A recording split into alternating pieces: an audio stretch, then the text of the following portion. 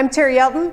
I teach at Luther Seminary. I work in the area of leadership, and previous to that was in the area of children, youth, and family and faith formation. So this area of hybrid ministry kind of blurs the lines between those. Today what we're going to do is we're going to talk a little bit about what do I mean by hybrid ministry and talk a little bit about that. I want to invite you in the middle to think through some things in your own context and both personally, and then we may have some discussion and at the end give you some examples or kind of like how do we move forward with this. So that's the roadmap for today. And with that, we're ready to begin.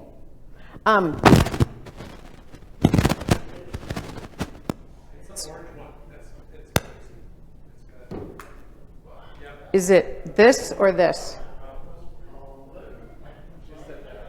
Will that help? Okay.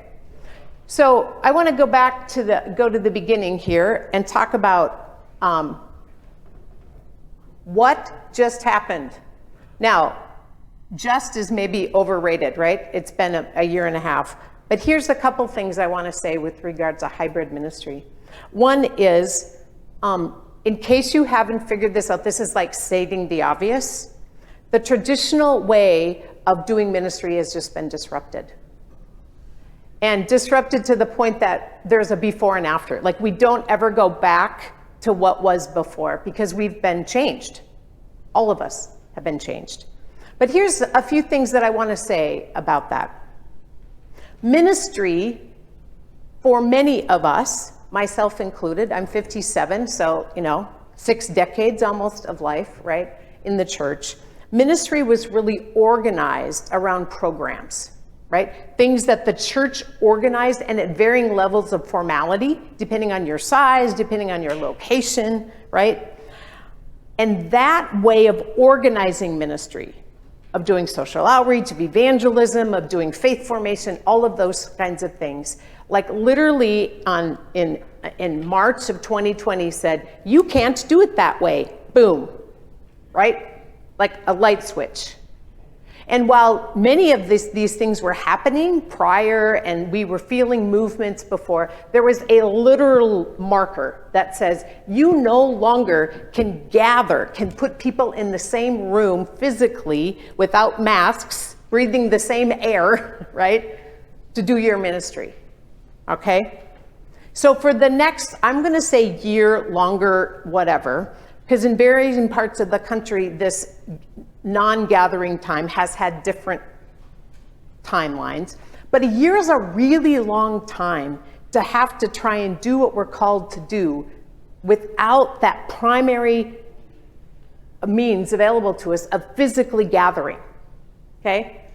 My extended family got together without my family from my one brother from California, but everybody else for the first time on Thanksgiving.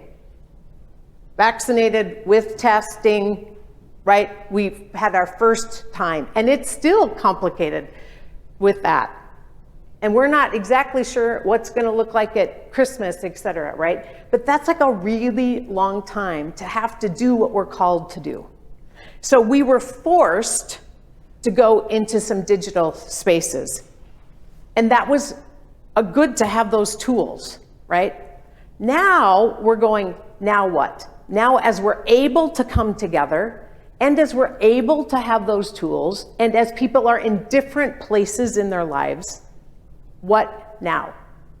So I want to state kind of an obvious thing that even the slow adapters to technology are now thrown into this same conversation, and people are going to answer it really differently.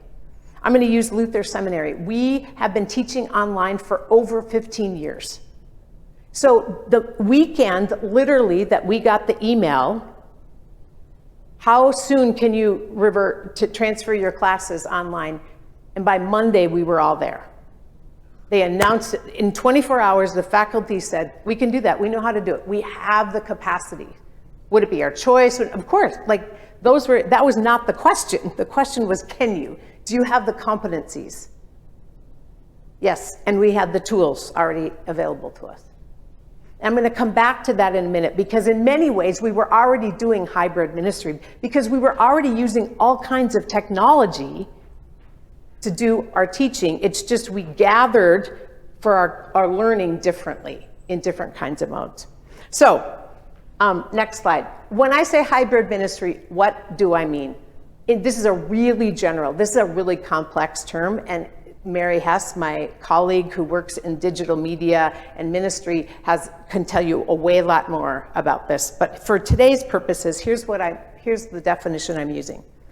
It means connecting persons that are gathered in the same location with persons that are not in this location for the purposes for ministry I'm going to use for learning, caring, and cultivating community. Okay? And you could say worship is a part of that. I mean, that's a piece of that.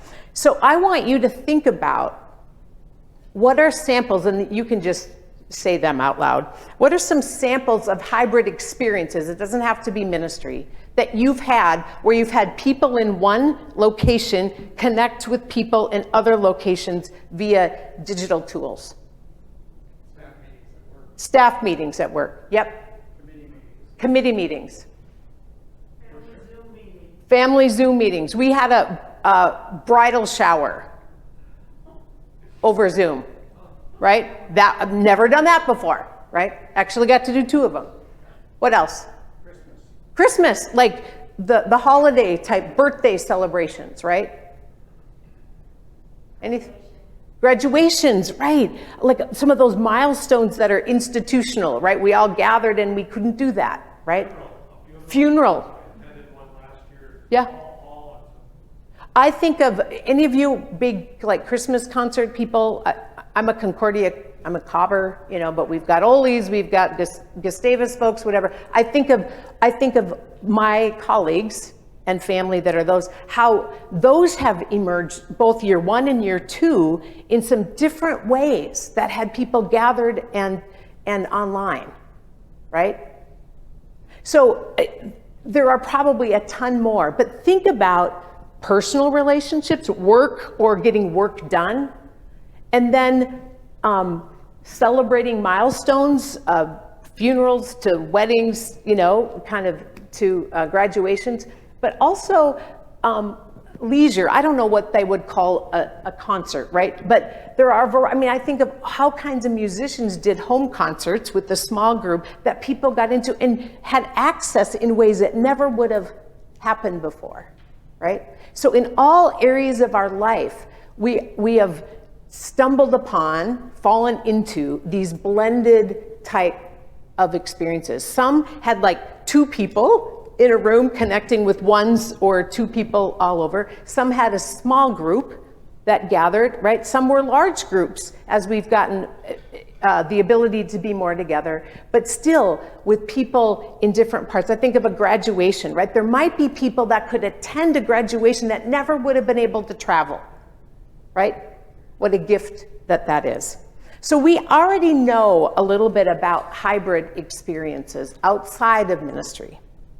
So now let's go, why might we want to imagine? This might be obvious as well, but even before COVID, we were thinking about how do we blend what we do together, whether it's on site in a church building or in a home or in a classroom, with people that can't be there, right? I think for the sake of cultivating relationships and community, for learning, for caring about one another, I think about the congregation that I attend and the number of people aging that don't want to drive at night, right? That was happening way before the pandemic, right? And so the ability to imagine, what would it mean for you to participate with us in whatever this is, a meeting or an event, right? Where they could come in, right? And a lot of the learning curve was, I don't know how this technology works. Well, my mom hates FaceTime, Zoom, fill in the blank, right? But she loves her granddaughter who lives in California. So she learned for certain purposes what she will do. And she's now been worshiping in a variety of really interesting places for the last year and a half in a way that she was forced into, but is okay. It's not her first choice, right? But there's opportunity here with regard to that. So I want you to think about all the ways that in ministry we're trying to create community, to learn, and to care. I think about in COVID how awful caring has been. The exact moment that our human nature wants to bring us together and we cannot physically be in the same room. Technology does not substitute for that, but it is a mechanism that has been life-giving when it's all or nothing, right? And it has made possible, I'm going to tell you just a quick story. So a friend of mine is a social worker in the hospital system. And literally as COVID was shutting down, her dad's a pastor. They were in a retired place here in the Twin Cities. And she had been on vacation with her extended family, her kids and their kids, and they came back from Florida, and she found out that her mom was deathly ill, and she went to her, and by the end of the day had died. She walked out with her mom and her dad to take it as they were walking the body out, and they said to her, "Say goodbye, you cannot return." That was the last time she was with her dad. And then 6 months later, her dad got COVID. And she's, what do I do?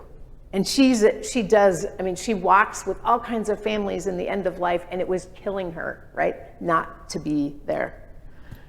Because she was in the Alina system and she was able to put on all this stuff and gear and go in and see her dad. But what she did was she took her phone and she said, I'm going to cry because it just was a powerful story. And she had Grandpa FaceTime with all of the grandkids. And then the last thing that she did, because he was a pastor, one of his colleagues had been a faithful visitor, she called the pastor. And he prayed with her and him, and her dad died 10 minutes later. And I said to Beth, because I was talking to her, she was wrestling with this, she said, that was the best gift I've had. Because I was struggling. She's got grandkids. I didn't want to get COVID. I didn't want to share it with other people. But she goes, that made it so possible to be present and to have a community around my dad as he said goodbye. And I think that's what I want. I don't care what the tools are.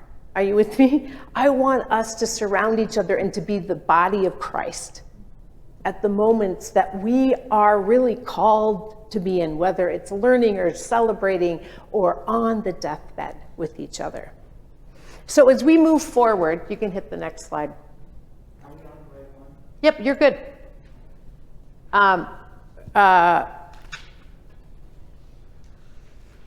There we go.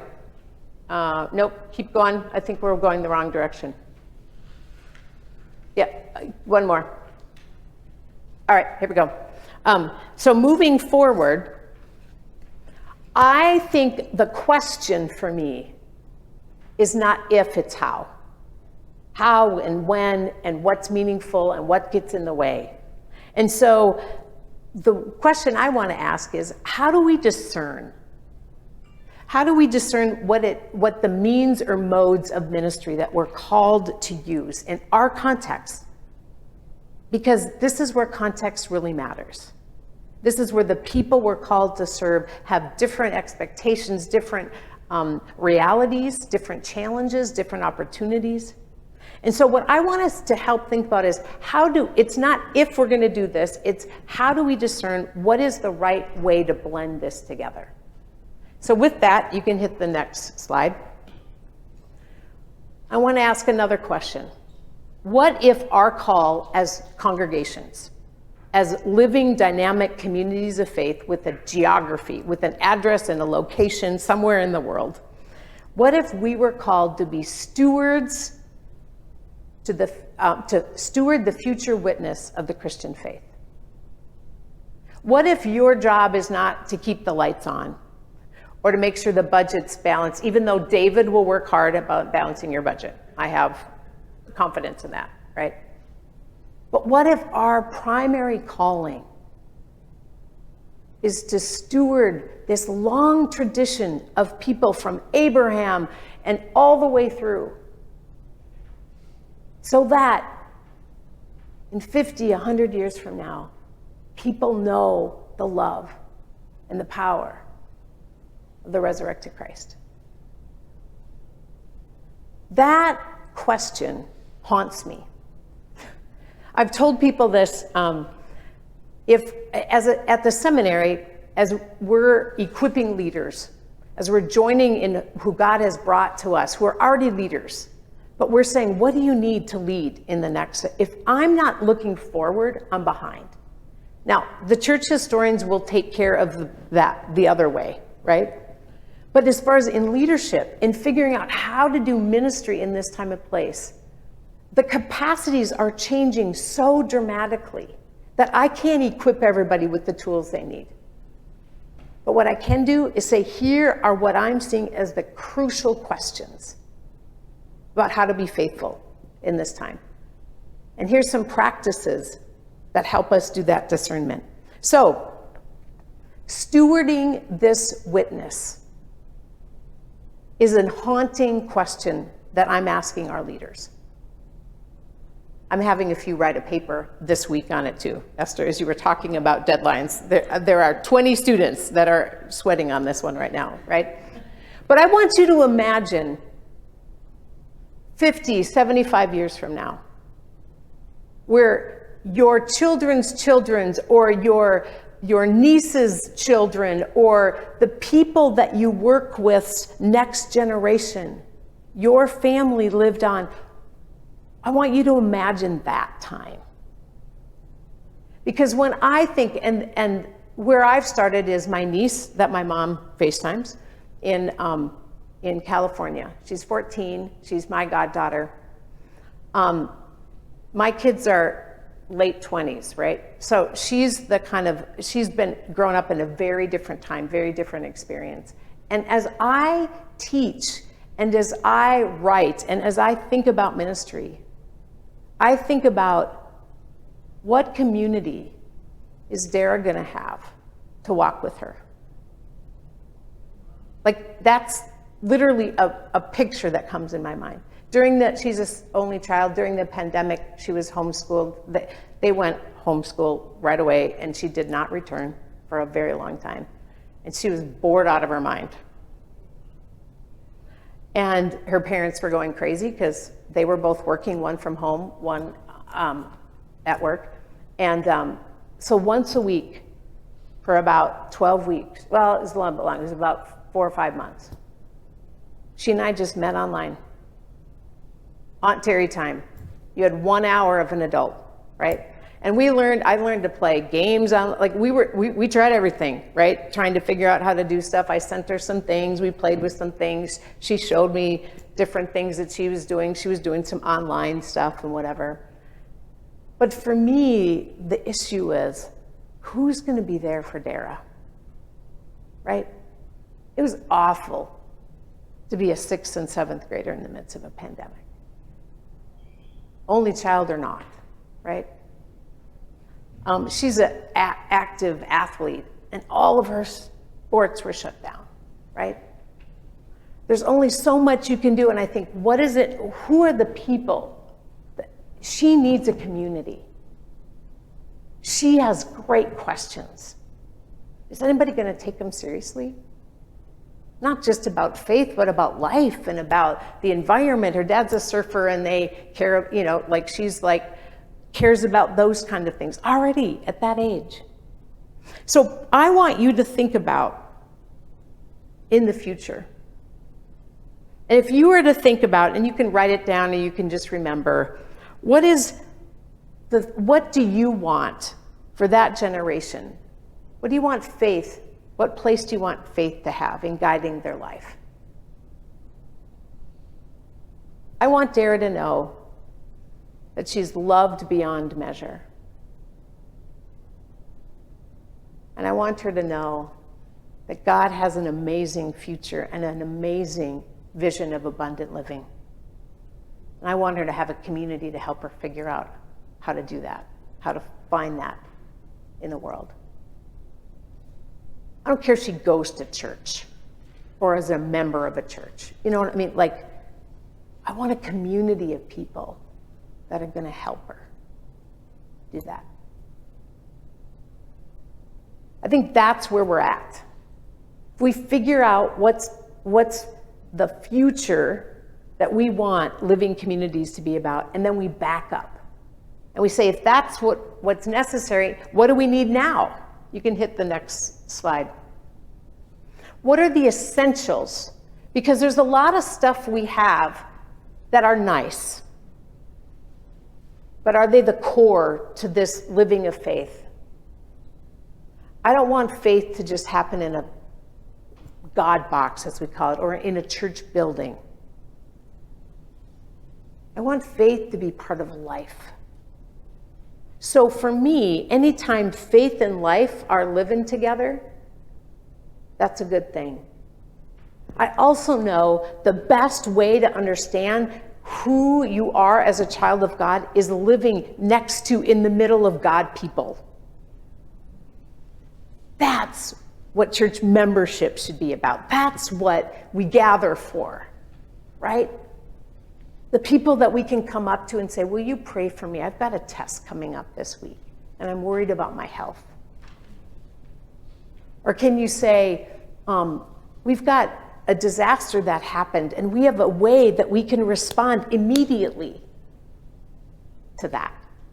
So that's the kind of thing I want the community to be about. So as you think about what's essential, thinking in your own mind, all right, if this is what we want faith to be 50 some years from now in people's life, what are the things that we don't want to let go of from here to that, right? I don't want to quit gathering with people. I've learned that's really hard. Keeping faith in my life alive for a year without community was really hard.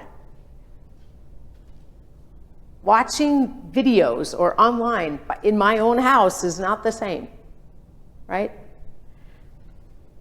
But it's also forced me to do some deep reflection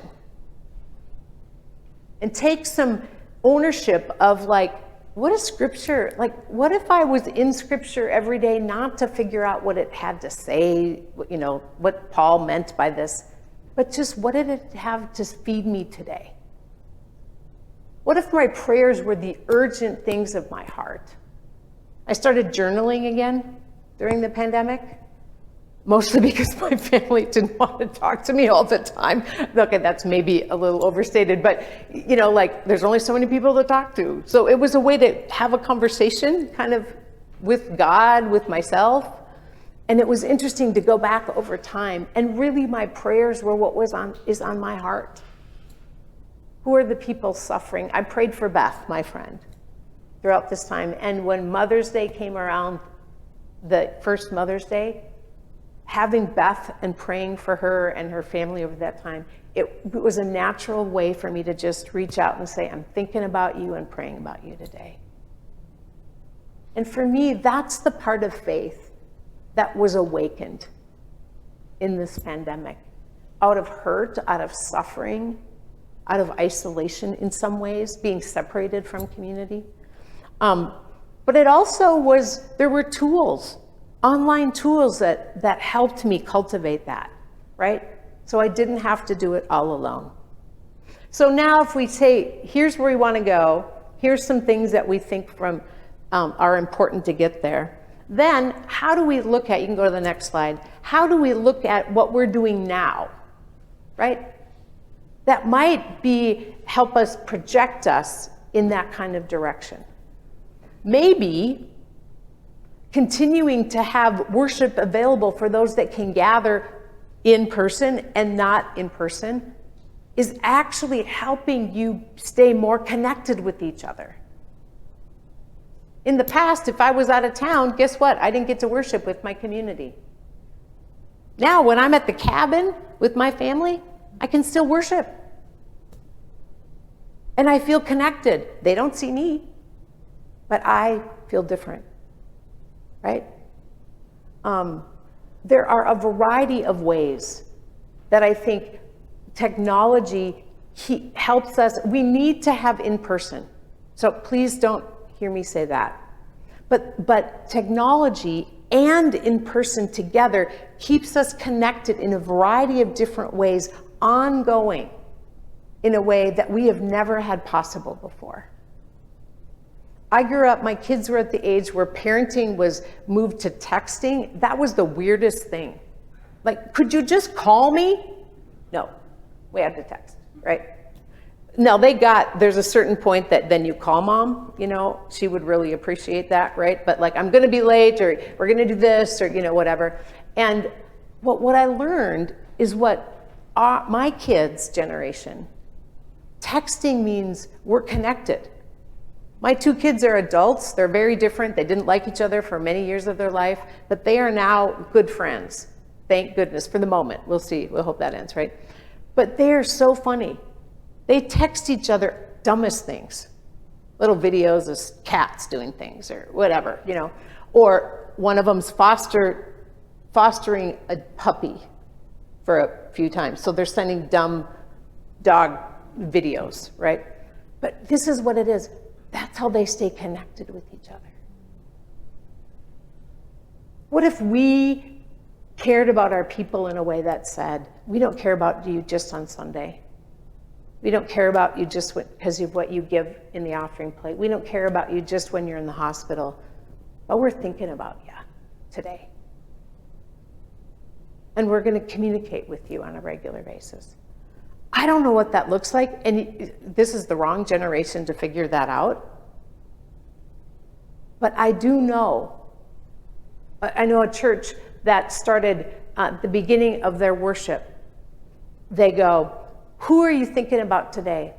What if they just pause at the beginning of the service and they have everybody text that person and just say you're praying for them today. That's how they start their worship. Wow. Personal, timely, just graceful, nothing in return. So I think there are essentials, relationally, learning-wise, about faith and life and care, that I think hybrid ministry opens up possibilities, even to reimagine or play with the actual things we're up to right now that are important to us. So I want to end with just a few examples of that. So I was at a church in March when shut down. I was actually at the church. I was the intern. That's a whole long story I won't go into. The pastor was literally in Mexico. And they decided, we're shutting down the church. Great. In 24 hours, intern is in charge of turning it over, right? Amazing community.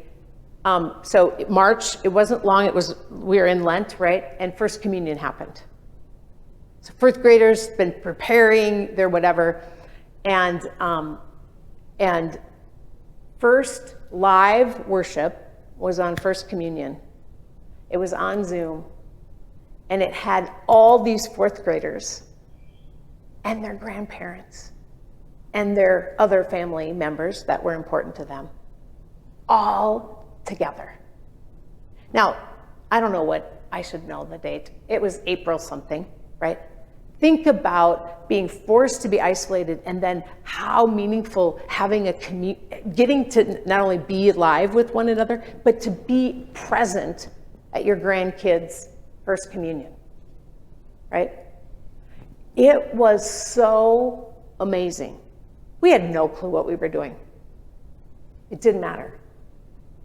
What mattered was those fourth graders each said their name, I'm so-and-so, and then they got to say, who's here with you today? And they got to say, and their grandpa who was in Florida or Arizona or Woodbury, wherever, that got to then also be part of that service. I think when we have baptisms and when we have the milestones of our ministry moments of our church, right?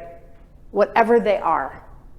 There's the faith ones, but there's also giving Bibles. There's also celebrating the graduates. There's all kinds of times, right, that we have milestones. What if those we exploded on the hybrid part, right? We had more people joining us, not in the building, that were on the building, to say we're on your faith team. We're not just here relationally, we're on your faith team. So I think that's a moment, right, that just opens up possibilities. Next one, online caring ministry. I don't know where I would be without Caring Bridge. If you don't know what Caring Bridge is, it's an opportunity for people that are going through some major health issue to post that in a place that's set up for that, right? All of the tools are already in place. You just have to learn how to post. And then people can respond, and you can like every time, a number of people that I follow have cancer. Many of it's gone into remission, but then when they have another follow-up test or whatever, they can post something, and then I get a message, right? It has brought me into some sacred spaces.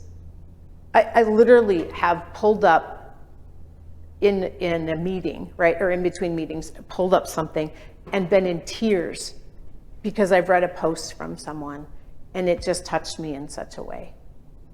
And it's also allowed me to walk alongside other people, and it's allowed a community of faithful people to pray specifically, right, to know when and how to show up.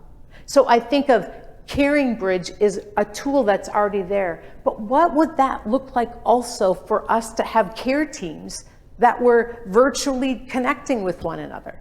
We now have endless possibilities. What if some of us that are more homebound said part of our ministry is going to be calling, texting, whatever, right? We set up at the church I was at, we set up calling teams for the first season, the first 3 months, where we had once a week, everybody was called. We had about a dozen people doing it. And then they brought concerns that the pastor or somebody else needed to tend to. And then we shifted it over the summer to say, what are the needs? What are the different ways our church could respond? But it was a way to be connected. Some of the stuff happened in the narthex before. Some of it never did. There was a new member in that congregation. Long story short, they ended up having some health issues, but at the beginning, and they came, it was 2 couples that just started coming to the church right before the pandemic.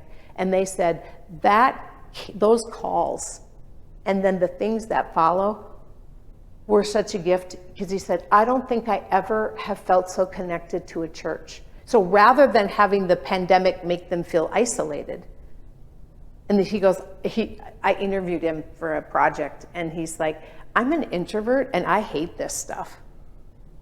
But you just were gentle, or the church was just gentle and kept, is there anything we can bring? And then he ended up having surgery, and then they followed him, and he's like, I just really felt it attended to. And I thought, wow, even if we just did caring ministry, what would that change? All right, 2 more, and then we're running. I think Bible study and faith formation is maybe one that has been thought about before, but I think about how we have let a time, like we're going to meet at this time, 7 p.m., noon, 4:30, whatever, be a limiting factor, which is harder and harder, right? And we can't have 14 Bible studies, all the time, right? So how is it that we can say, maybe what we need to do is have hybrid opportunities where people are in the room and not, right? Or maybe there's ways that people can join in a more asynchronous way, right? So they're not in the real time, but they're connecting in some other kinds of ways. I think they're in faith formation and Bible study, we actually have the opportunity to really expand our imagination about what this is. And confirmation has been one great example. I think children's stuff is really hard. I think that's the last place I would go. I'll just say that. I think I would go with adults, and especially places that maybe haven't ever been before. What would it mean to try that? Maybe everybody meets to talk about the text for Sunday on Zoom, 11 to 12, whatever, wherever you are. And so there's ways that people can come in and out in a much more flexible way. There was one story I want to tell there. There was a group of moms that wanted to have a mom's small group / Bible study, right? And they're like, childcare had all kinds of issues. They ended up doing it like 9 o'clock. Get your kid to bed. And then that was 9 to 10 was the time when moms could get online and just be with one another. And story of like, that fed my soul in a way that I didn't know I needed. So part Bible study, part prayer group, right? What does that mean? All right, intergenerational. I think there are so many options for intergenerational. I love, my favorite thing to do with confirmation kids is make them talk to people that are of different ages, like have a conversation. And so one of the things that I've seen done a lot is saying, all right, you have to interview people, your grandparents or people of a different generation, and hear about faith in their time, right? Or what it was like growing up in their time, or give them a set of questions, and they have to videotape it and do something with that, right? I think there are so many opportunities to do intergenerational stuff with hybrid. Not only because you can access, right, that you could have your guest speaker be somebody that can't get there, but you Zoom them in. All the kids are there, but right, somebody's grandpa comes into class because you can Zoom them in, right? But also the sense of also having the young people teach our older generations on how to use technology, right? There are all kinds of ways that we can learn and maybe have more patience with people that are outside of our peer group. So thinking about intergenerational connections and cultivating community. And the last one is rethinking how we engage neighbors. During the spring last year, I had 3 students in Tanzania. Yes, they were from our partner diocese, all 3 of them. So I had actually been there, so I knew their context, right? But they, for a whole year, joined us. And one of the things that was really interesting, so it's winter here, it's summer there. Like, just those obvious differences. So we're freezing, they're sweating, right? Like, suddenly Tanzania showed up in our classroom every week, right? I think, what if we reimagined our neighbors near and far?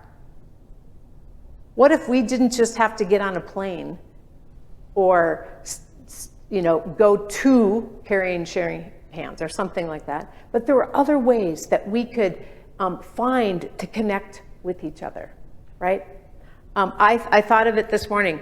When you can go to the website and click on a button for Lutheran Disaster Relief Fund, that's hybrid, right? That's beginning to say in real time we can do this. And now what if you could invite somebody to come and do this with you to tell you how your money was used? That's the kind of learning that is fascinating to me, that I think is ahead of us. With that, more food for thought than you probably need on this Sunday morning, but I'm good, I'm done. do we have time for any questions or no? I don't know what, are we probably not? Maybe just two questions Or comments? or comments quickly. Yeah. We could end at 11:30. That's okay. Yeah, I have a personal experience with yeah, some of what you're talking about, because we lived in Mankato for 3 years. Mhm. We moved here about 3 years ago, when COVID, and there was a Tuesday morning Bible study that met in a restaurant, and instantly shifted to Zoom. yep, And now they're really fully back in person, gear, Oh. in person. Yeah. Except, the one exception is that Tuesday morning Bible study. They do not want to abandon Zoom connection. We talk about it about every 2 months. You know, is it time to go back to in person? and why do you think that is? So the shift brought you all online, but now what is happening there? We really care for each other. This group of 9 people, we really do like each other. Yeah. We care for one another, and there's serious content. Yeah. Sometimes we veer off, like Yeah. many times. But yeah, Well, and it sounds like it's meaningful, yes. and you'd rather err, maybe this is my words, at being more accessible than less. In other words, coming to in-person would limit some, and it may not be health related, it may be other reasons, right? They may be traveling or whatever, but you want people to be able to come as much as possible. Right. Is that what I'm hearing? Yes. Yeah, Yeah, it doesn't, it favors me because I'm an hour and a half away. Yeah. And they're all in the same community, they're in the same yeah, faith community. I have another experience right now where I'm attending a class at the university, and I go there in person. yeah, But it's a hybrid class the professor also has students online. Yep. And students present in Yep. the classroom. And it's not working yeah, because he will stand before his laptop and talk to the people online and forget that we're Yeah. there, and vice versa. It is really hard to do live teaching Right. with both. Right. And it certainly is harder the bigger you get, Yeah. right? I've taught in a variety of those formats, and you need a lot of you need a room that's really conducive, but you also need to know, it has to fit the content, and you have to like think multiple audiences, right? And that's hard. He'll forget about them when he's talking Right. to us, and Right. forget about us when he's It's hard to keep everybody engaged. That's the word. So I think that's a great example of saying, that's not what we're talking everything should be like, right? It's saying, how do we make these ministries both accessible to a large people and meaningful for the participants, right? That are a part of that. I did a keynote thing. No, I did a keynote all online. That was weird. But I did a piece where I was the only one not in the room, right? It was for a group of synod people, right? But I had, for this, I would have paused for 10 minutes and they talked around their tables, right? I knew that if that was going to be affected, they needed to engage each other, and I need a partner in the room helping that, right? So you just have to think about how to make that happen, right? But that's another thing where everybody might be in the room, but you get to bring in people that you would never have, right? And for me, I didn't have to drive 5 hours each way. It was 2 hours plus prep of my time versus a day, right? So I think that's the other piece. Excuse me. Yeah, go ahead. The other thing I thought about was, I think it was during the Bill Clinton administration, one of them. Yeah, And I heard a presentation by the technology advisor to the Yep. president. And he was talking about not wiring the because we don't, Oh. we're not gonna have to wire the White House. We're gonna be able to communicate without wires. And I said to myself, no way. What are we doing today? Right, So there are futurists, there are people who are Yeah. able to peek over the horizon yeah, and see what's coming. yeah, It would be helpful if the church had yeah, some of those people yep, under, because we're adapting to circumstances now. We're doing some good stuff, and we're stumbling a bit from time to time. But it would be useful to have It's some true. of these forward thinkers who can see over the horizon. yeah. The further they can see, the better, but just peeking over the horizon would be helpful. Did you have something? Yeah, Yeah, I would like to say also on the non-technology side of things. Yeah. And you mentioned the word church boxes or something Yeah. like that. We've been driven out of the church, so normally we're expecting, to Yeah. have people join us and come inside of the building. Whereas a lot of our ministries that we've done over the last year or so have been outside of the Yeah. building.